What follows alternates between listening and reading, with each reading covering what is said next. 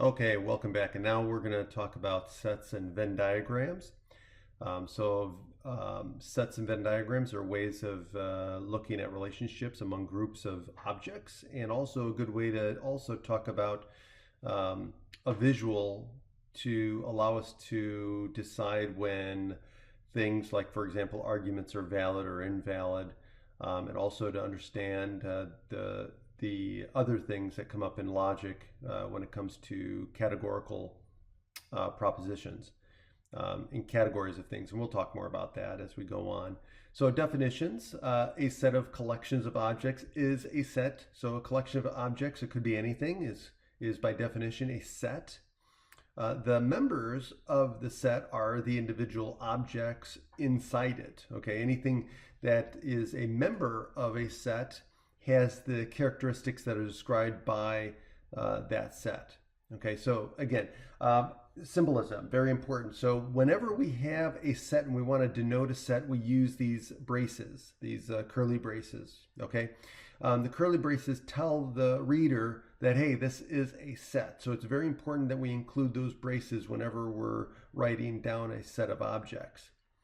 Now, sometimes we have objects that sets that are infinite, and so or it's a very large set, and so we don't want to write out all the members of the set because either it's just too tedious or just it's impossible.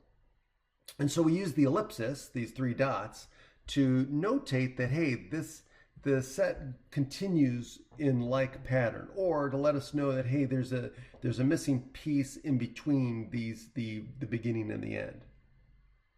And a Venn diagram is a diagram that uses circles to represent sets and to represent the relationship between sets. Okay, so again, let's look at this example. We use braces to write the contents of each of these following sets. So A, the set of countries larger in land mass than the United States, that's going to be A. And then the set of natural numbers greater than 5. Okay, so for example, the solution to A is going to be two countries, right? So we have Russia and Canada, right? So notice how we use the curly braces to show that this is a set, and the objects that are inside the set, the members of the set, are two countries, Russia and Canada. Okay, and then likewise with the set of natural numbers, the natural numbers are going to be the numbers 1, 2, 3, all the counting numbers, right? And so all the natural numbers greater than 5 would include 6, 7, 8, 9, 10, and so on. So again, this is an infinite set, so we notate here with the ellipsis showing that, hey, this set continues in the same manner and just keeps going, okay? And so the ellipsis is at the end, right? Right before the end brace, so it shows that this is an infinite set. Okay, Venn diagram. So here's an example of a Venn diagram. Okay, so notice that the inner circle, the pink circle here, represents all whales, right? So right in here. Okay, so everything inside that circle is going to be a whale. And then notice the larger circle is the circle of mammals. Okay, so everything in the blue circle are mammals, everything in the pink circle are whales, and then everything outside of the mammal circle are what would be all the creatures that are not mammals, right? So again, and we always use a square rectangle, and that's what we call the universe under discussion, right?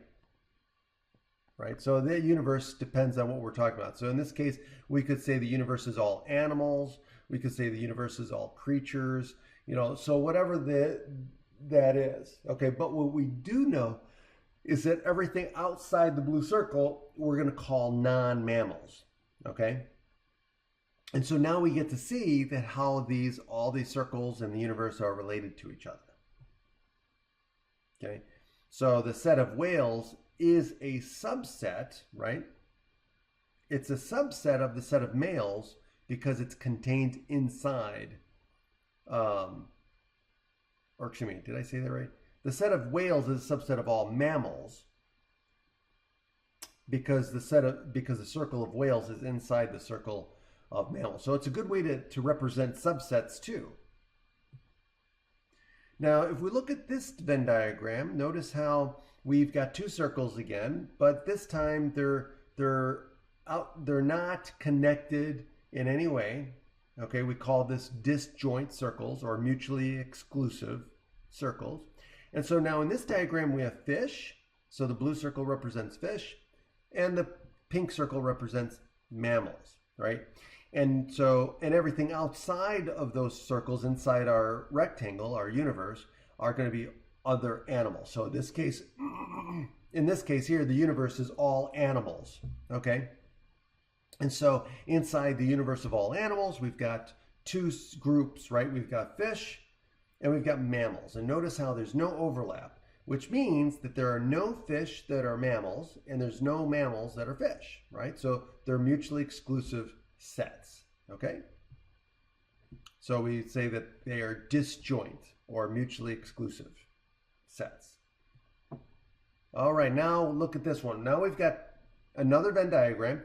Notice how this time we don't have circles that are disjoint, and we don't have two circles where one circle is inside completely of the other circle, so it's not a subset situation, but we do have some overlap. So we call these overlapping circles, okay? So in this example, notice how our universe is the universe of all people, okay?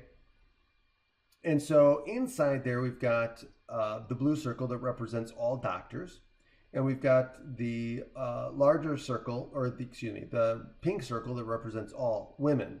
Now, just so you know, the size of the circle does not matter, okay? And the amount of overlap does not matter in Venn diagrams, because all we're trying to do is show the relationship here. So if we notice here that, what does the overlap mean? Well, if the circle here the pink circle represents all women and the blue circle represents all doctors and there's overlap, that's what they have in common. So that's the intersection. So that means anything inside that overlap, inside the intersection of both circles, are members of both circles. So that means that everything in there is a doctor and also a woman. So these are the female doctors or the women doctors that are in this overlap, in the intersection. Everything outside of the intersection that is in the blue are the male doctors. And everything that's outside of the intersection and in the pink are women who are not doctors, okay? And then everything outside both circles in the green area are the men who are not doctors. Okay, so there are four regions that we have to consider and describe. Okay, make sure you're able to do that. Okay. Okay, so now let's look at these relationships. Okay, so A may be a subset of B or vice versa, meaning that all the members of A are also members of B. So that's what it means for a subset. So A is a subset, and we with this this kind of sideways U, sometimes it's like a C, is a subset, and we usually sometimes has an underscore for an equal sign, and we would say B. So sets are usually described with a capital letter. Okay, so here we would say A is a subset of B, which means that if you're a member of A and you're a subset of B, it means all the members of A are also members of B. Okay, and so that's how we typically do that. Now also, another way of saying this is, now this is saying that the set of A could be equal to B. They could be the same set, okay? But what if they're not? What if it's one set is absolutely smaller than the other? So we would call that a proper subset. So that would be something like this, but it would not have the underscore. So this would be the symbol. This is how we would say subset. This is how we would say a proper subset, okay? So this would mean that A is contained inside B. Okay, and that's what we have. that would be concentric circles, right? Circles inside circles. Okay. Disjoint is where we have two non-overlapping circles. That means no members of one set are inside are members of the other set. So there's no overlap of any kind. And then of course we have overlapping circles, which means that some of the members of A are also members of B. So they share some of the same members. Okay, now it says here, describe the relationship between Democrats and Republicans. These are party affiliations. And then draw the Venn diagram showing the relationship. Interpret all the regions of the Venn diagram. Okay, so now, we've got Republicans and Democrats, right? So here's all people, right? So now in this case here, you cannot be a Democrat and a Republican at the same time in space, right? So you're either one or the other. You can switch sides or whatever, but at any point in time, you can only be a member of one. Okay, so these are going to be disjoint circles. And we'll put R and D, right? And so you've got two circles that are disjoint. And so everything outside of the circle would be other parties, right? So members of any other parties that are not Republican or Democrat. So you could have the Green Party, you could have the Independence Party, you could have the Tea Party. There are other parties, all kinds of parties, right? So anything outside both the Republican and Democrat circles would be all the other parties.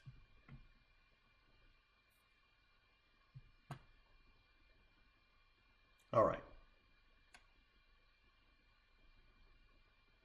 And again, that would also be considered that people who are not registered either. All right, so sets of numbers. It says draw a Venn diagram showing the relationships among the sets of natural numbers, whole numbers, integers, rational numbers, and real numbers. And then it asks, where are the irrational numbers found in the diagram? Okay, so now here's the thing.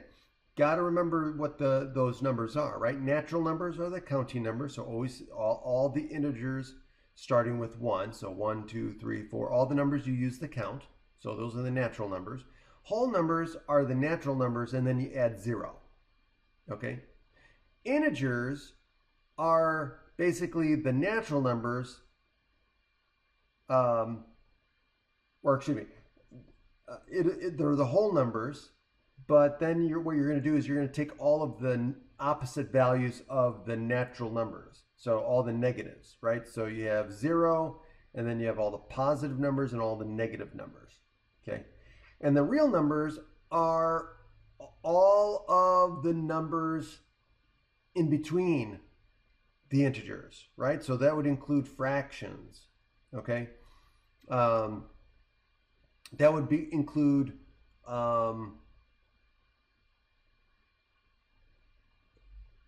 pretty much everything, okay?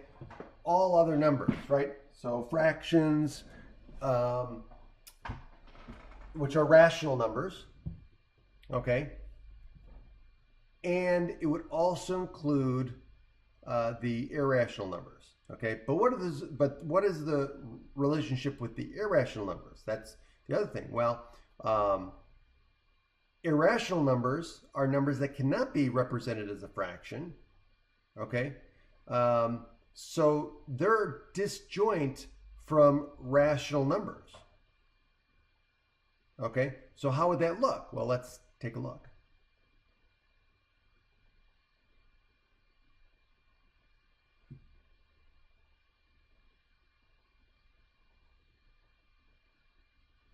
Okay, so see that we have concentric circles, right? You might have figured that out while I was talking, but we've got natural numbers are a subset of whole numbers. Whole numbers are a subset of integers. Integers is a subset of the rational numbers, which are all the numbers that can be represented as a fraction, okay? And then outside of that are the real numbers, right? So the rational numbers are the set of real numbers. Now, inside the set of real numbers are also where you're going to find the irrational numbers, like I was saying. Okay, but realize that the irrational numbers are disjoint from the rational numbers. Okay, and then what do you think is outside the real numbers out here? Those would be your what? Those would be your complex numbers, your imaginary numbers. Okay, so everything that is not a real number. Okay? All right.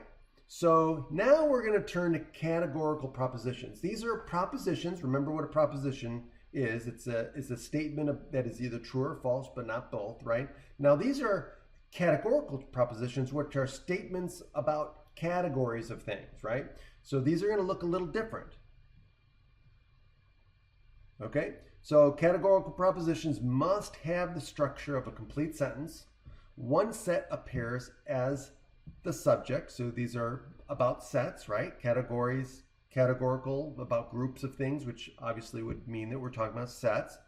So one set appears as the subject of the sentence, of the statement, and the other will appear as the predicate. So just like any sentence in English, you must have a subject and a predicate to have a sentence. So in categorical propositions, the subject of the sentence is going to be one set, the predicate of the sentence is going to be the other. Okay, so here's an example. So in the proposition, all whales are mammals, we've got two sets, right? We're talking about the set of all whales, creatures that are whales, and the set of all creatures that are mammals. So the subject set is going to be the whales, the set of whales, and the predicate set is the set of mammals. So we usually use P, capital P, to represent the predicate set, and S to represent the subject set. So in this case, S is going to be whales, and P is going to be the mammals. Okay, so now how do we represent this? So when we say all S are P, we're saying, hey, if you're an S, then you must be a P, which means if you're a member of S, then you must also be a member of P, which means we're dealing with concentric circles. Okay, for example, all whales are mammals. We would have something like this, because you would have to have all whales inside mammals like we saw before.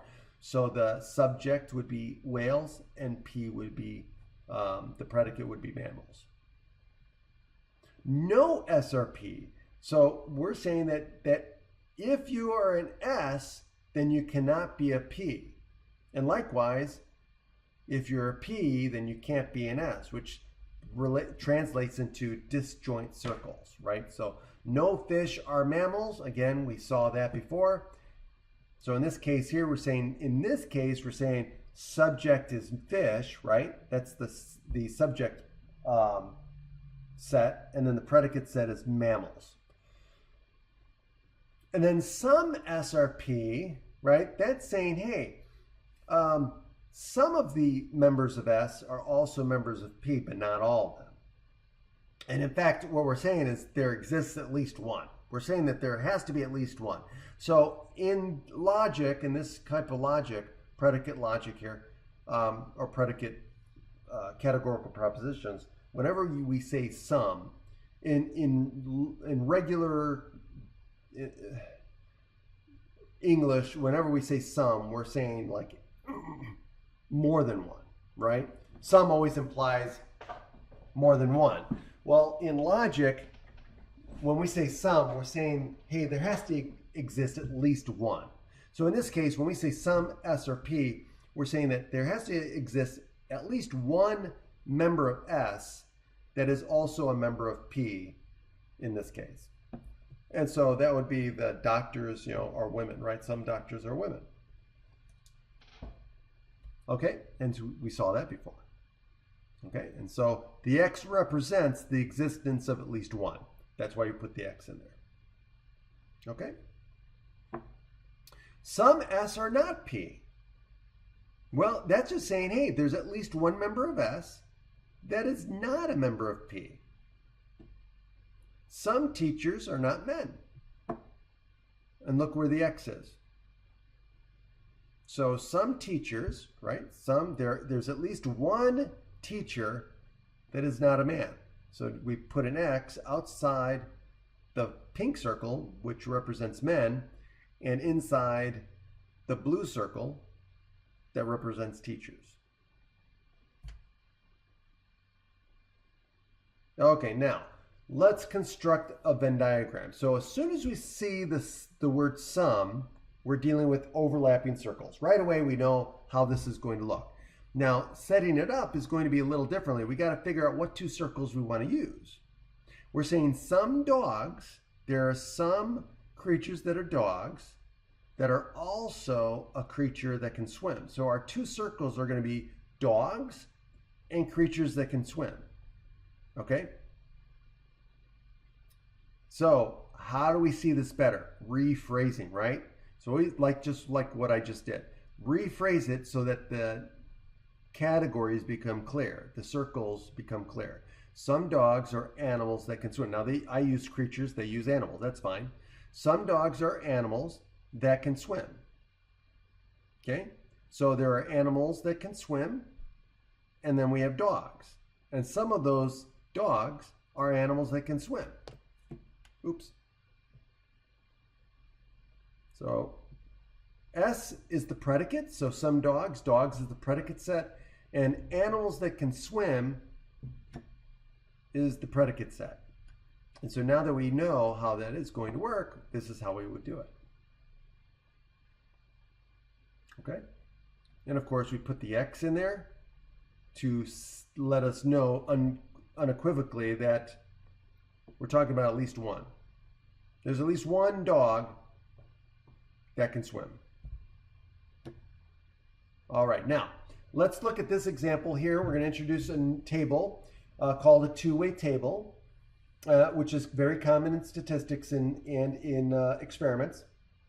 Okay, and so we have this two-way table. This study was designed to learn whether a pregnant mother's status as a smoker or non-smoker affects whether she delivers a low or normal birth weight baby. The table shows for 4 numbers, which corresponds to the 4 possible combinations of the baby's birth weight status and the mother's smoking status. So we're talking about 2 variables that we're looking at, right?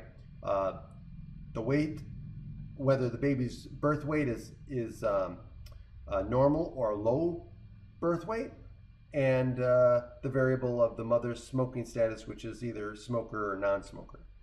So here's the two-way table. Okay, notice we've got one variable for the mother's smoking status, and we've got the other variable for the baby's weight status. Okay, and so now we've got our 4 different possible outcomes, right? So now it says make a list summarizing the 4 key facts in the table. Then draw a Venn diagram to represent the table data. Based on the Venn diagram, briefly summarize the results of the study. All right, so we've got what? 18 mothers who are smokers and their babies were low birth weight.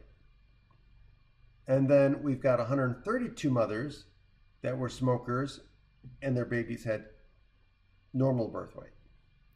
And then we have 14 mothers that were non-smokers with low birth weight, and then we have 186 mothers who are non-smokers and had babies with normal birth weight. Okay, so let's write all that out. And so this is what we're talking about. Okay, for part A. That's all we want to do is, okay. Now we're going to put this into a Venn diagram. Now we've got to figure out what the categories we want to use. There are different ways of setting this up. Okay, so you could come up with a different Venn diagram that would be completely valid, that would represent the same thing. Okay, it just depends on how you want to, what categories you want to use. Okay, so let's move forward. So here's the Venn diagram. So what they did was they said, okay, they used 2 circles. The circles they chose were the blue circle, which represents smoking mothers, and the other circle, which represents low birth weight. Now you could have used non-smoking mothers and normal birth weight. You could have used non-smoking mothers and low birth weight. I mean, you had four possibilities, right? So now, here's the thing. So now we're going to fill in these Venn diagrams, right, with the numbers. So let's go back. So we had 18 babies that were born with low birth weight, smoking mothers. Low birth weight, smoking mothers. Right? So there's the intersection. Low birth weight and smoking mothers. And, right? So that's an intersection. Okay. Then we had 132 babies that were born with normal birth weight, smoking mothers. Okay. Well, you're outside, that means you're outside the pink circle, which means your normal birth weight, but you're inside the blue circle, which means smoking mothers. So that's going to be this right here.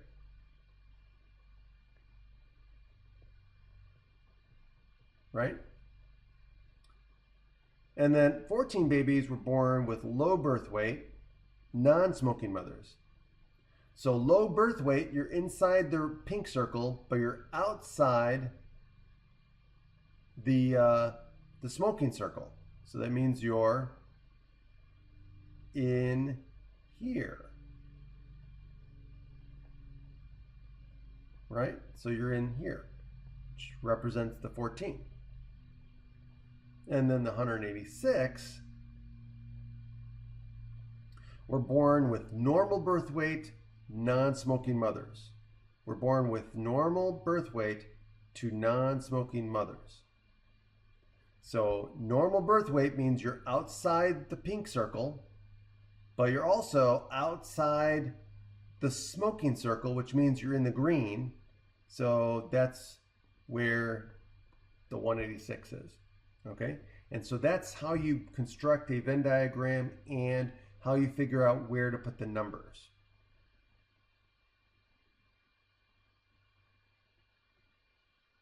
Now, as far as whether there's a connection, it does suggest that smoking does increase the risk of having low birth weight for your babies, but this would have to be shown by statistical analysis. A Venn diagram with numbers isn't going to be convincing. You have to do a statistical study and analyze the data to come up to basically come to that conclusion with any certainty or credibility.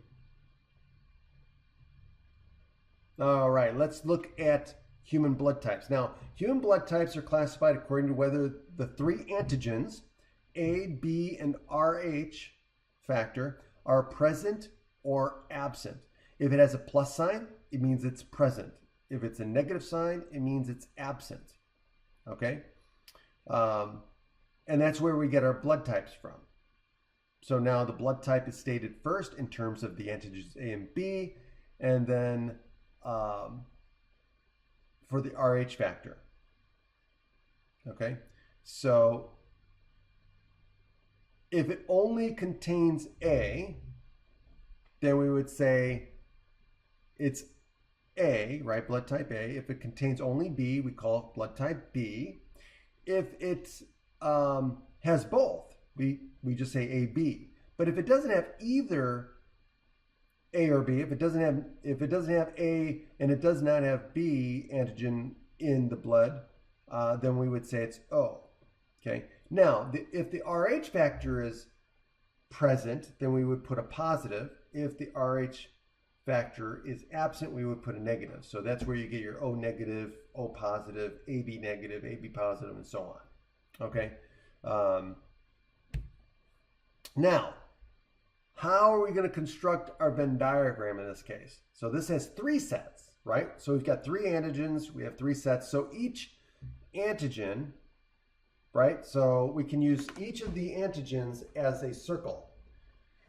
And if you're in the circle, then that antigen is present. If you're outside the circle, then that antigen is not present. Okay, and that's how we're going to do this. So we'll have three overlapping circles. Okay, so let's start with the data, right? So here's the data they give us for all of the possible outcomes. for blood type. Okay? And if you want to add those up, what do we get?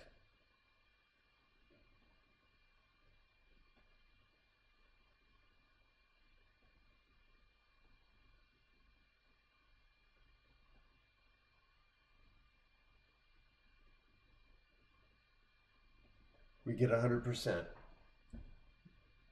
which is what we should, right? Okay, so let's do this. First, let's do the Venn diagram. Okay, so here's our Venn diagram. Notice the 3 overlapping circles, right?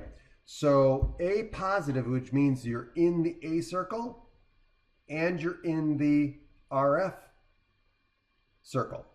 Now, and again, if you're in the circle, it's positive. If you're outside the circle, it's negative. So A positive is located what?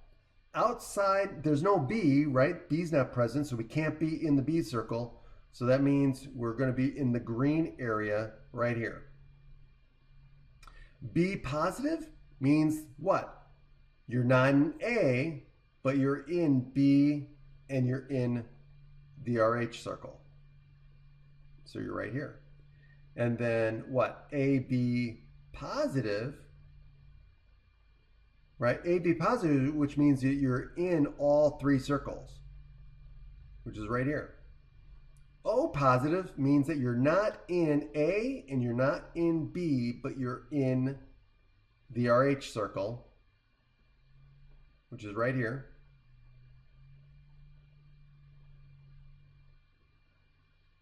And then A negative, which means you're in the A circle, but you're outside the B circle and you're outside the RH circle, which is right here in the blue region. And then B negative is right here. AB negative is what? AB means you're in both A and B, but you're outside the RH circle because it's negative, which is right here in the purple region. And then finally, O negative. O negative means that you're what? You're outside A and you're outside B, and then the negative means that you're outside the RH, which means you're in the green area. You're outside all 3 circles. And so now, what did we do? We labeled all of the regions. Okay? Which there are 8. So all 8 regions have been labeled.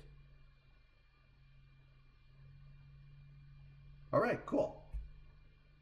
All right, that's it. Have a great day, and I'll see you in the next video.